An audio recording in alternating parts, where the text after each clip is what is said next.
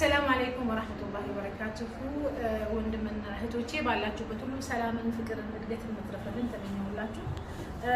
ከእናንተ ጋር ያለው እኔ ሱዓድ ሙክታር እባላለሁ። በቲያንስ ቢዝነስ ውስጥ የ3 ስታር ጎልድ ላይን እንዲሁም ደግሞ የ12 ዓመት ቆይታ አለኝ። እንግዲህ ብዙም ጊዜ የተለያዩ አይነት ሀሳቦች ይነሳሉ። ከጊዜ ወደ ጊዜ የተለያዩ አይነት ሀሳቦች ይነሳሉ። ሰው የስኬትን ጎዳና ለመከተል ሲሄድ ብዙ ተግዳሮቶችን ብዙ ውጣ ውረዶችን አልፎ ነው ስኬታማ የሚሆነው። ስለዚህ በምንሰራ ስራ ላይ ወይም ደግሞ ስራዎችን ስንሰራ ከሚያጋጥሙን ተግዳሮቶች ውስጥ አንዱ ምንድነው? ሰዎች የማያውቁትን ስራ ስትሰሩ፣ ሰዎች ያልሰለጠኑትን ስልጠና ስትሰለጥኑ፣ ወይም ደግሞ ከዚህ ቀደም ሰዎች ሄዶበት የማያውቁትን ጎዳና ስትጀምሩ ብዙ ጨዋታዎች ከውጭ ይሰማሉ።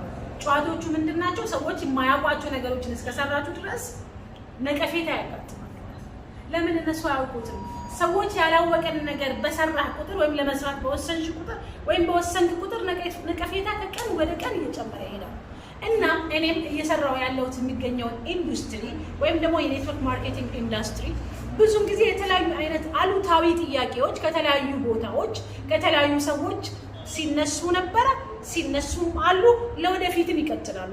ለምን ብትሉኝ በህይወታችን ላይ የምናውቃቸው ነገሮች ብቻ ነው ጭንቅላታችን ውስጥ ያለው።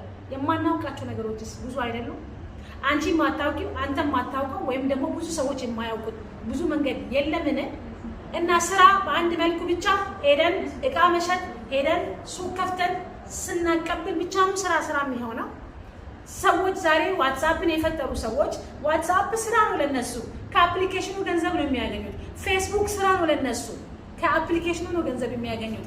እኔም አንተም ኦንላይን ላይ ገብተህ አንተ ከሆነ ድርጅት ጋር የዛ ድርጅት ኤጀንት ሆነ ምርቱን መሸጥ ምርቱን ማስተዋወቅ ለምን ጥያቄ ምልክት ፈጠረብህ? ካወቀው ነገር የተለየ ስለሆነብህ አይደል? ስለዚህ ሁሉ የምታውቀው መንገድ እየሄድክ ስኬታማ መሆን ትችላለህ። ሆነሃል ካልሆንክ እንግዲያውስ ቆም ብለህ ራስህን ጠይቅ። ትናንትና ትምህርት ሲጀመር ዓለማችን ላይ በተለይ እኛ እንደሆንን በጣም ጎበዝ ተጠራጣሪዎች ነን። ትምህርት ስንጀምር ትምህርት ጥሩ አይደለም፣ ትምህርት ከእምነት ጋር ይጻረራል፣ ትምህርት ለኛ አይደለም ብለው ያቋረጡ ብዙ ሺህ ሰዎች አሉ። አገርህ ላይ